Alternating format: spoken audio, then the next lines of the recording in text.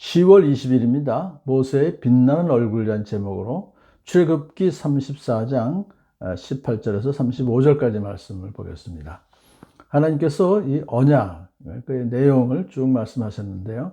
오늘은 3대 절기에 대해서 먼저 말씀하셨습니다. 수장절, 칠칠절, 무교절을 지켜라. 근데 먼저 무교절에 대해서 7일 동안 무교병을 먹어라. 빵, 이스트, 누룩을 넣지 않은 빵이를 말하는 거죠. 왜냐하면 이집트에서 나올 때 그들이 무교병을 갖고 나왔어요. 그러니까 하나님께서 이스라엘 백성들을 구원해 주셨던 사건을 잊지 말아라 하는 얘기입니다.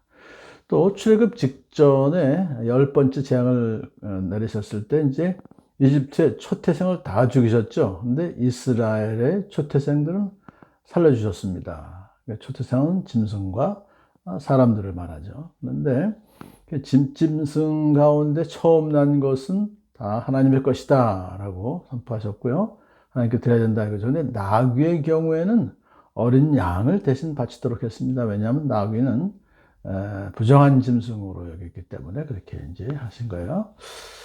또 사람의 경우에는 맏아들이 하나님의 소유이기 때문에 바쳐야 된다. 그런데 목숨을 어떻게 바칩니까? 대속해야 된다 하는 것입니다. 목숨값으로 속전을 바쳐야 한다. 이 모든 명령을 하신 또 이유도 하나님께서 이스라엘 백성을 구원하셨다는 것을 잊지 말라는 거예요. 그 다음으로 또 이제 하나님께서 또 명령하신 것은 하나님께 나아갈 때는 빈손으로 와서는 안 된다. 왜냐하면 하나님께서 복 주신 대로 정성껏 예물을 드리라는 뜻입니다. 결코 헌금을 강요하시는 것은 아닙니다. 왜냐하면 모든 만물의 주인이 하나님이신데요. 하나님 부자신데요.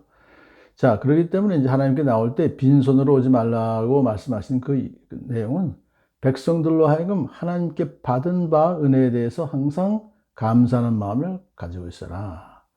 왜냐하면 이런 감사의 행위를 통하여서 하나님께 대한 사랑과 신뢰의 마음을 키울 수 있기 때문이다. 그렇게 이해할 수 있습니다. 77절은 밀을 처음 거두어 드릴 때 백주절, 오순절이라고도 하고요. 수장절은 한 해가 끝날 때 초막절, 장막절. 이 수장절은 이스라엘의 광야 생활을 기억하게 하는 것. 역시 또 하나님께서 그들을 구원해 주셨다는 것을 감사하는 의미로. 자, 이렇게 3대 절기에 대해서 이제 얘기한 후에 이어서 가나안 땅에 가서는 하나님께서 이방 민족을 쫓아내고 그 가나안 7족속 이야기죠. 이집트 백성들의 영토를 넓혀주겠다고 약속하셨어요. 근데 이제 3대 절기와 관계되는 또 말씀하셨는데 이스라엘 백성의 모든 남자는 1년에 3번씩 절기를 지켜야 돼요.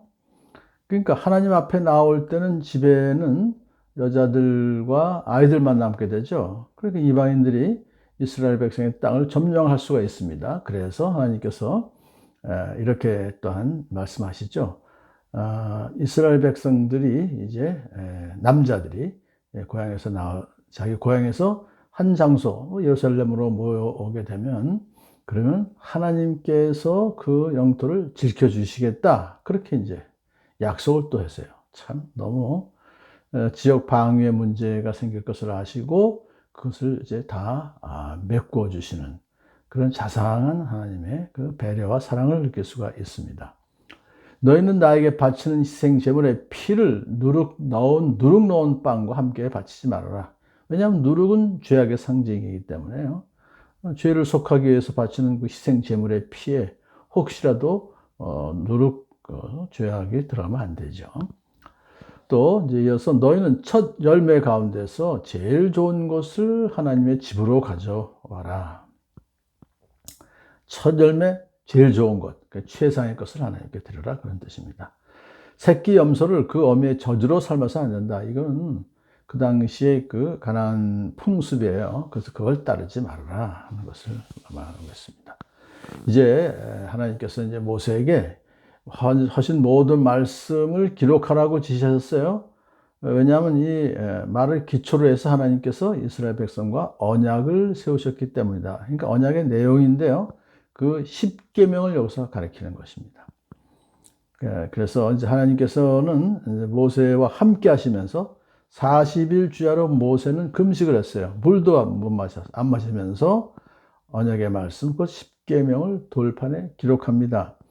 물론 주님께서 일일이 다 지도해 주셨기 때문에 기록은 모세가 했지만 결국은 주님께서 기록하신 거나 같다는 의미로 받아들일 수 있습니다. 드디어 40일이 지난 후에 모세가 두 증거판을 손에 들고 시내산에서 내려왔습니다. 지난번 첫 번째는 백성들이 우상을 숭배하기 때문에 얼굴이 굉장히 화가 났지만 지금 오히려 이제는 모세 얼굴에서 빛이 났어요. 주님과 함께 말씀을 나누었으므로 얼굴에서 빛이 나는 거 자연스러운 것입니다. 근데 모세는 알지 못했습니다. 모세의 얼굴이 살결이 빛나고 있어서 아론과 이스라엘 자손이 모세에 가까이 가기를 두려웠습니다. 왜냐하면 지난번에 하나님의 임재할 때에 그때 보니까 너무 굉장히 좀 두려웠었죠. 그래서 그걸 생각하면서 두려웠습니다. 자, 하나님의 영광과 거룩함이 자연스럽게 모세에게서 나타난 것입니다. 40일 동안이나 하나님과 함께 있었기 때문에. 자, 이제 그러자 아론과 이스라엘 백성이 모세에게 나가길 가까이 두려워했었는데요. 오히려 모세가 그들을 불러요. 가까이 와라. 그래서 산에서 들은 하나님의 명령을 다 그들에게 전합니다. 그래서 언약을 맺는 데 필요한 모든 그런 명령들을 다 적었어요. 전달했습니다. 그러므로 백성들은 이제 하나님과 언약 관계를 맺는 데 필요한 모든 것을 다 받은 거예요. 자, 모세가 하나님의 명령을 모두 전달함으로 백성들은 이제 하나님과의 언약이 확실하게 맺어진 것인데, 모세는 이제 그 말을 다 마친 후에 자기 얼굴을 수건으로 가려요. 왜냐하면 백성들을 놀라지 않게 하기 위해서, 또한 자신의 얼굴에서 나오는 광채 때문에 백성들이 자기에게 현혹되어서 자신이 전하는 하나님의 말씀을 소홀히 할 가능성을 배제하기 위해서 그렇습니다. 자, 하나님과 말을 하고 나와서 주님께서 명하신 것을 이스라엘 자손에게 전할 때에는 다시 자기의 얼굴을 수건으로 가리고, 하나님께 나아가서 하나님과 대화할 때는 또 수건을 벗었어요. 자, 이런 것을 반복했습니다. 자, 그런데 오늘 사도 바울이 이 본문에 대해서 이렇게 쓴 것이 기억납니다. 오늘까지도 그들은 모세의 글을 읽을 때 그 마음에 너울이 수건이 덮여 있습니다. 그러나 사람이 주님께로 돌아서면, 예수님입니다. 예수님께로 돌아서면 그 너울이 수건이 벗겨집니다 하면서 주님의 영이 있는 곳에는 자유가 있는 것입니다. 오늘도 이 모세의 빛나는 얼굴, 이제 수건을 이렇게 덮었는데, 우리는 그런 필요가 없이 하나님의 영광을 우리는 직접 우리 삶 가운데서 또한 이렇게 나타내며 살아갈 수 있는 예수 그리스도를 믿는 하나님의 자녀가 된 것입니다. 오늘도 저희를 모세와 같이 빛나는 얼굴로 하나님의 영광을 드러내는 복된 삶을 살아가시는 여러분들을 축복합니다.